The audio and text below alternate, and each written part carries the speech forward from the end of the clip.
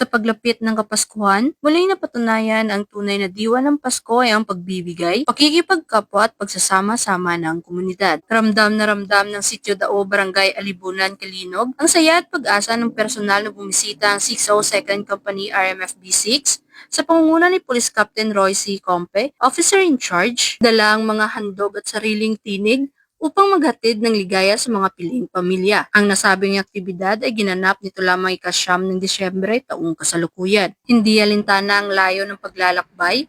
Naglibot ang mga personnel ng 602nd Company sa bawat sulok ng Sitio Dao, bitbit ang presensya ng malasakit at musika ng Pasko. Sa bawat pintuang kanilang kinatok, sinalubong nila ang mga residente ng masiglang caroling, umaawit ng mga tradisyonal na awiting pamasko na nagbibigay init at saya sa bawat tahanang kanilang napupuntahan. Kasabay ng kanilang mga himig ay ang pamamahagi ng Noche Buena package, mga gift packs na puno ng pangunahing pangangailangan at mga pagkaing pampasko na nagsisilbing karagdagang biyaya para sa mga pamilya ngayong darating na Kapaskuhan. Malaki ang naging pasasalamat ng mga taga-Sitio Dao sa inisyatiba ng RMFB 6. Ang pagbisita ng 602nd Company ay nagbibigay buhay sa komunidad, nagpapatibay ng ugnayan at nagpapaalala ng kahalagahan ng pagkakaisa. Pinapatunayan ng PNP na ang tunay na kapulisan ay puso, malasakit at pagkakaisa para sa bayan. Bagong PNP para sa bagong Pilipinas, serbisyong mabilis, tapat at nararamdaman. Mula dito sa Police Regional Office 6, ako ang inyong Police News Network Correspondent, Patrolwoman Ledlyn Mansagon, alagad ng batas, taga-taguyod ng Balitang Pulis.